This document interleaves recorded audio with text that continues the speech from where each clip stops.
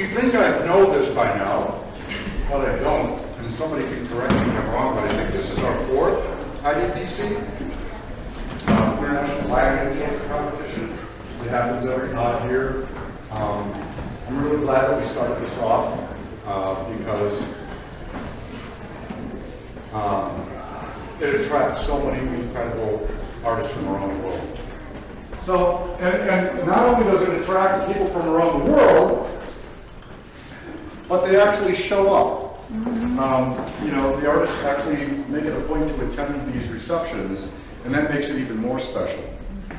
I'm so honored that you've taken the time and made the trek to be here.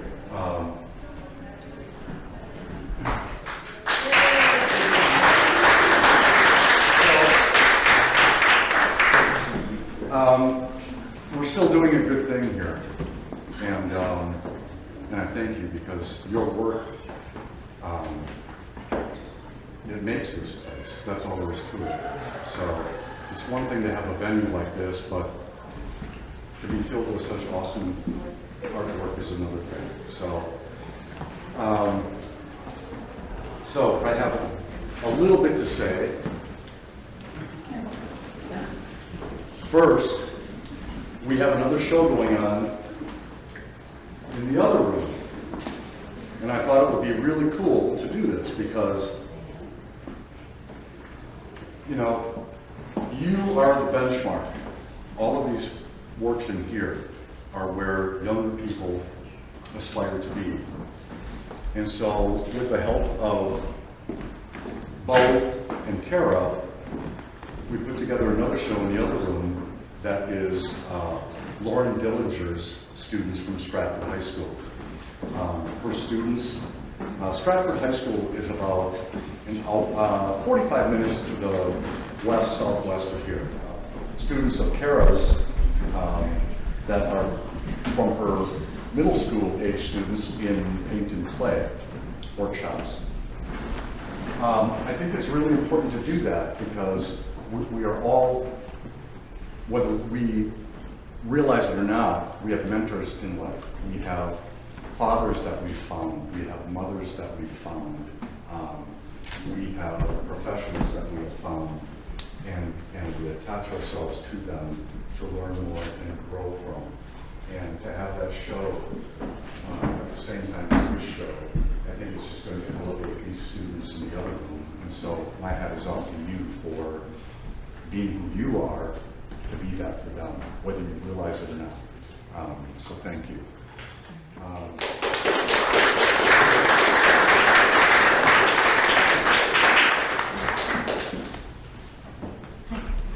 I haven't actually decided yet. Does that sound so? I'm just being honest. This is such a hard thing to do. Every year, all of these shows, any one of them that I've juried personally, I understand why, when I bring in outside jurors, why they're shaking their fists and swearing at me all the time that they're judging a show. Damn you, David! I'll never do this again! I remember one time, Frank Bernarducci was here from New York. So Frank Bernarducci, if you're not familiar with him, he was one of the biggest art dealers in Chelsea, New York. Chelsea is one of the most prestigious areas of Manhattan to own an art gallery. And he was with Louis K. Miesel for years. And I had a funny story to share with him when we actually met. And I flew him here to judge one of the Angie shows that's coming up in the fall. That probably 10 years before I ever even thought about opening a museum in Wausau, I had submitted my portfolio to Frank Bernarducci and Louis. And I got a handwritten letter back, handwritten, mind you, worthy of framing. It was beautifully written that although my work is stunning and of the caliber that we choose to exhibit here, we are not at this time looking for any other artists to take on. And so Frank and I are sitting at the Mint when I shared that story with him. The Mint Cafe is a little place, a little diner on 3rd Street here, and he goes, "Ooh, this is embarrassing and uncomfortable." And I said, "No, it's really cool, it's really great." But when Frank was here during the Angie, he actually got on the phone with Alyssa Monks and Vincent DeSiderio. And for anybody in the art world that knows who those two people are, for him to confide in them to decide who would win that year. Vincent and Alyssa are probably as high on the food chain in the art world as you can get in the contemporary art world. And I listened to them talk back and forth about their deliberations. And I think that year, now that I'm talking, Cynthia Rizza won. She did? Yes. Amazing. And it was an amazing painting. She was relatively unknown. New Hampshire painter? I think so, yeah. I think so. And she flew here because Barbara, who's in this show, was also in that show. Barbara Hack is from Wausau, Texas, just outside Boston. They talked, and Barbara convinced Cynthia to make the trek up here. And she won that best of show that night. So Yeah, we had never, remember, we had never met. Yeah. She said something online, and Yeah. she flew up, she stayed in my room. It was a great thing, but I remember, I knew she was coming. Isn't that awesome? Yeah, so this place has pulled so many people together and has, what I believe it's done is it's literally elevated their careers, because even though we're tucked away in a small town in Wausau, Wisconsin, the rest of the world is watching what we're doing here. Because the rest of the world, they have certain criteria in the museums that they have to follow with their board of directors. And so there are very few places like this where cutting edge work can be viewed without having a name that's in the $500,000 price tag island for artists. Okay? This needs to be seen. So we have had those people here, people like Bo Bartlett and Vincent DeSiderio. But it's so important to show these works, not only for the artists to be seen, but for my community and people from out of city, out of state, out of country, to view these works in a museum setting that does the respect it should for the work that's being exhibited. So,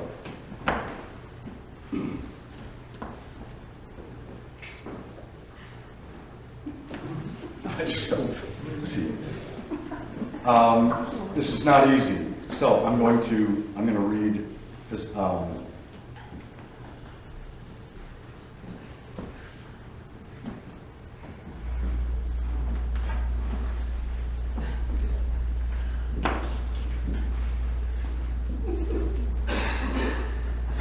Okay. So I'm going to start with the honorable mentions. This is not to disclude anyone,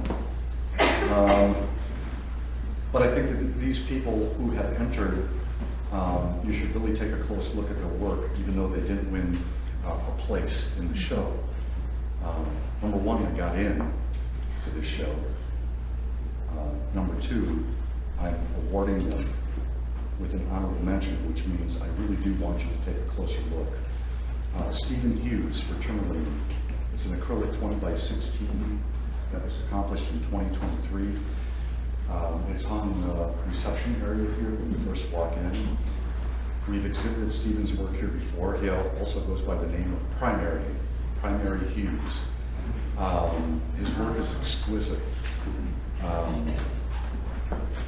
Every time I show his work, he's always this close to being placed. And he should know that. I'm maybe butchering his name, but Cotton Krizenga, The Moth. That's over in the first gallery here. It's a graphite and pastel and gouache, 22 by 16 that was done in 2024. There's something extremely ethereal about that to me that I kept coming back to. It's very delicate, it's ominous. You know, and here's what happens, and I had never heard of this artist before. So what I do then is I start researching to see if they just got lucky, you know, and produced one brilliant piece out of how many, whatever they've done. She's very consistent, and so I love that piece. Mary Solberg for a sideshow. Oil, gold leaf, circus lights and glitter, 50 by 50, done this year. Okay. Now, this very well could have been best of show. I'll tell you that right now. Wherever you are, Mary. Where's Mary? I know she's here tonight.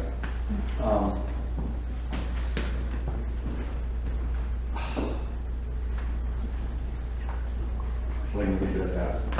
I think she's brilliant. We've exhibited a lot of her work here over the years, and she's a Wisconsin artist. Watch her. And if you like her work, support her. Okay?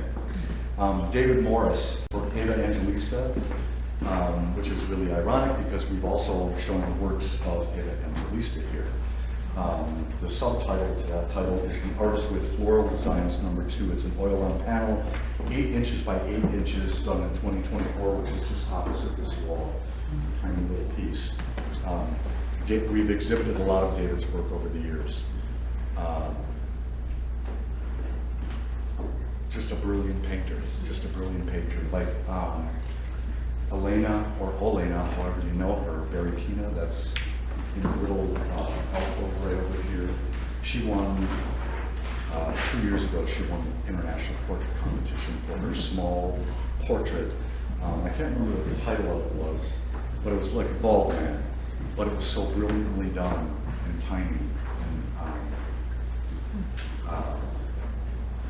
Yeah, I love seeing artists over and over again that reach out and want to be part of this because they're climbing and they're making names for themselves all over the world, and I just think it's phenomenal.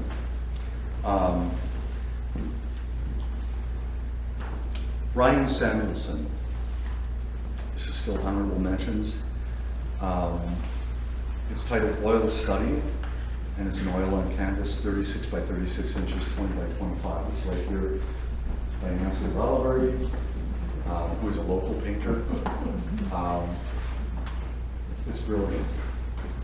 Ryan is an emerging painter right here in Wausau, and I've watched him grow. And I've never met a more serious young man in the painting world than Ryan. And what he's done here makes me think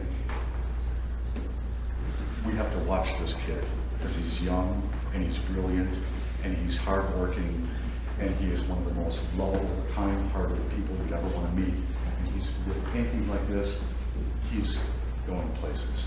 And I wanted to give that an honorable mention because he's worked hard to be able to do that over the years.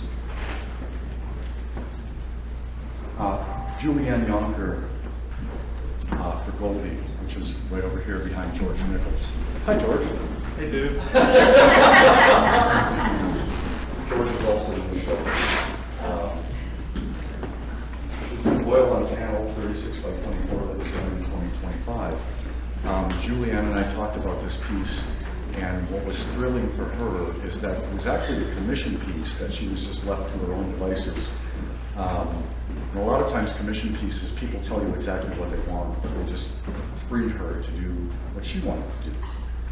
And I think there's nothing that makes a painter more ecstatic than to just be cut loose and trusted to move that they want, the way that they want to and need to, at the time that they want to and need to in their studio. Julianne is one of the most brilliant painters in the United States. She's part of the Sal Montgomery Club in New York, and we've shown her work here before. I got a solo show of her work at my gallery here downtown Wausau. She's not only a brilliant painter, but she is one of the most sincere, sweetest painters you'll ever want to meet in your life. So please say hi to Julianne.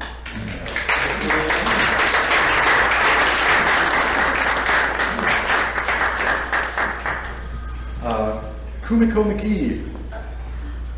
Kumiko. Is it Kumiko? Yes. Kumiko. Kumiko. Kumiko. Yes. You're right. Kumiko McKee. Thank you. The piece is titled Alice, graphite on paper, 40 inches by 30 inches, made in 2022. It's right here. It's a very subtle piece. I deliberated about this piece because it seems to be done in all B, 2B, and 4B pencil, which is not a drawback. The way it's executed is with such delicate, it's a delicate hand to do that. I've been drawing my entire life, and I've done photorealism drawings up the yin-yang, and you know, my graphite range goes up to 12B, and sometimes pastels, so that I can get that black or that white, that smaller numbers on the B scale can't provide you. But there's something very magical about the way that she has handled the limited palette, I'll call it a palette, in black and white, that is so stunning and so beautiful. And I think it's, even though it's not easy to do this, I think in its simplicity, it gives this subject matter such power that I'm blown away. And so thank you for entering it. Thank you.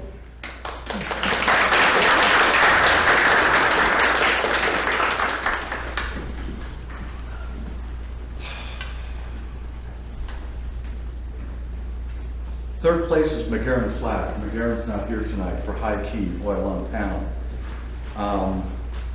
24 by 15 inches, done in 2024. And I'm trying to think of, oh, it's right over here. It's this piece right here. There is a subtlety to the brushwork that I admire.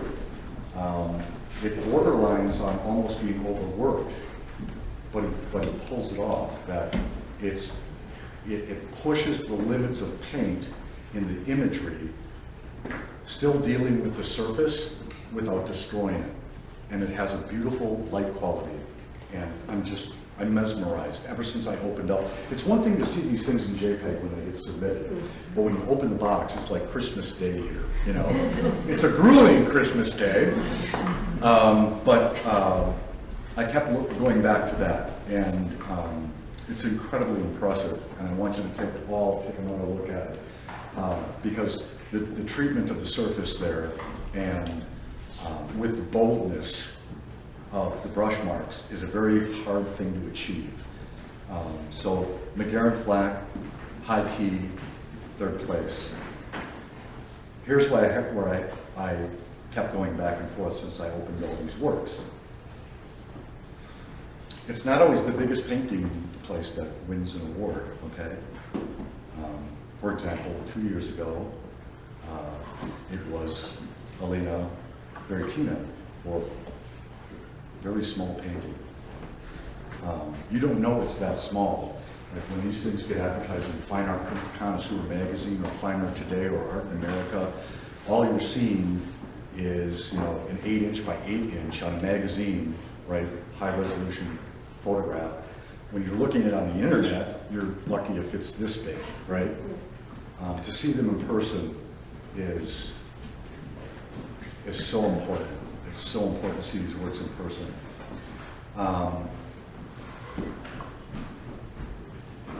Chloe McClellan, To Pick a Flower, oil on panel, 30-inch diameter. It's done on a Tondo panel, which is at center right behind Mary Solberg's here. I was going to give it best of show.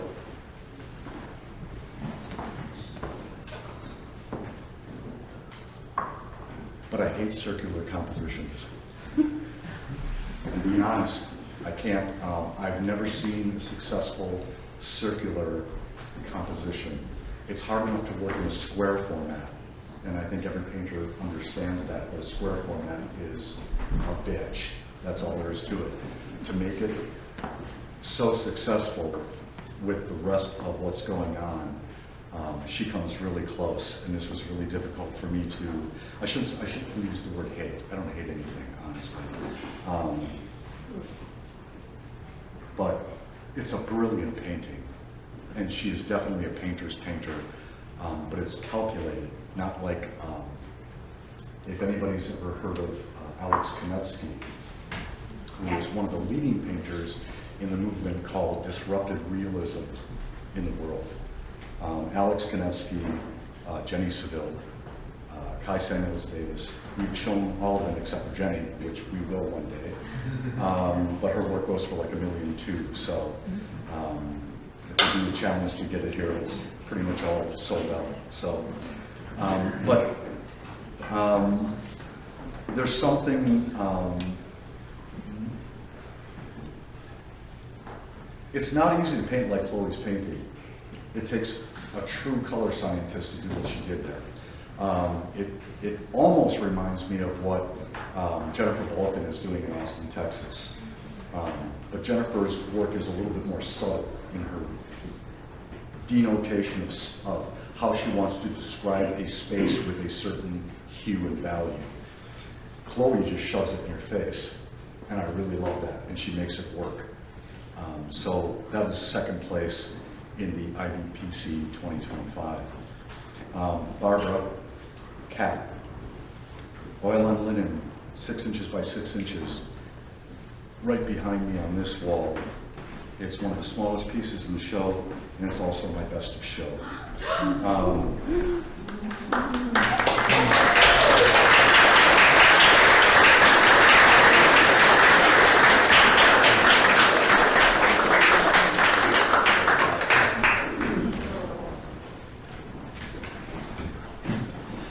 I'm shaking right now. Thank you so much.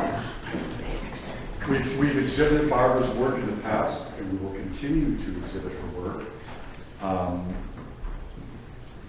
Barbara, like I said, is just outside of Austin, Texas, in Flower Mound. She teaches there. She teaches in Italy. She shares her process relentlessly. The piece titled Cat behind me is so simple. It's so simple, but it is so difficult to do something that looks that simple.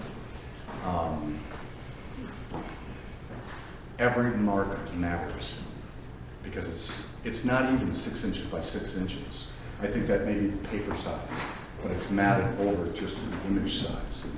And it's oil. It is oil on paper.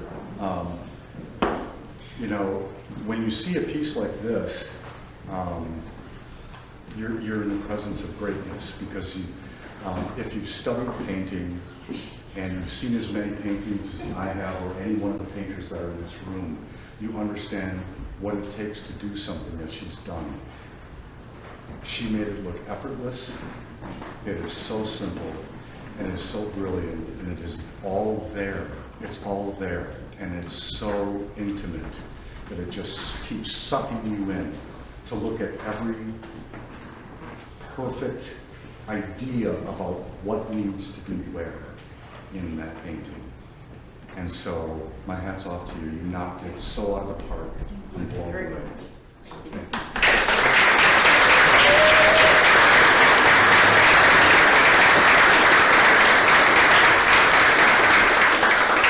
And with that, I'd like you to talk a little bit. Would you be willing to talk a little bit? Talk me about what? You know me better than that. You ever hear about the piece? Yes. Okay, I'm still kind of in shock. And whatever you feel. Thank you. I've been in everyone since you started this, and this is an outstanding place, but the girl in her cat has been a student of mine since she was 9 or 10. And I've gone through lots and lots of things with her, and she's been through some very serious medical things in the last year, and I just wanted to, less is more. I wanted to be very direct with it and get her personality and things that were coming through it, so I really appreciate it, because that was something I just really wanted to do, and do differently, and I so appreciate you appreciating it. It's, Thank you you. know, and that's just it, you know, when we advertise the show, it's about the relationship between the sitter and the painter, okay? And you feel that relationship. You know, it's, you did it. I also want to recognize that Judy Tactics is here from Ohio. We've shown Judy's work many times here in this museum because she's brilliant, and her work is right here, poet. It was hard. You know, it's just, but thank you for being here. We're, you know, George Nichols is here from Wausau. He's a young emerging painter. Tony Armendariz is here from Illinois with his wife. Tony has this watercolor that's right over here. Jose. It's a very unique composition. Check that out. We've exhibited Tony's work here before.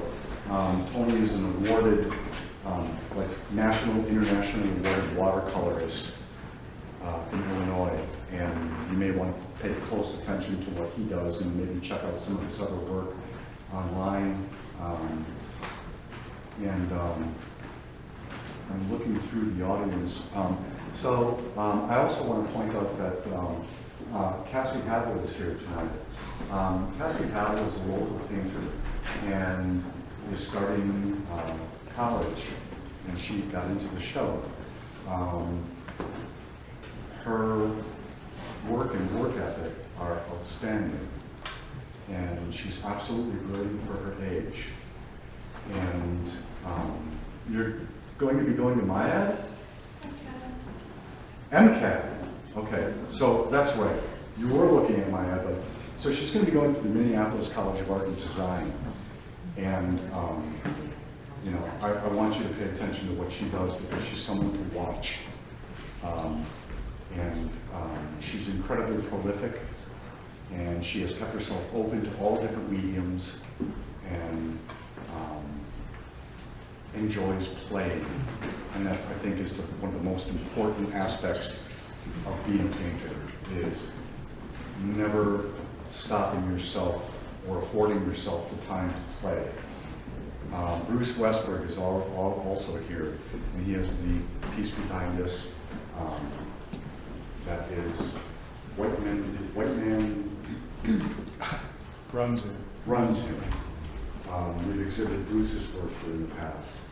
I thank all of you for being here and being part of this. And Mary Solberg's here. I'm over here. Oh, I'm sorry. She's over there. So please say hello to Mary.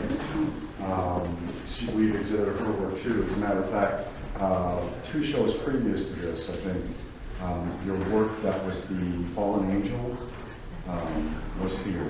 Yes. It was absolutely brilliant. We're, you know,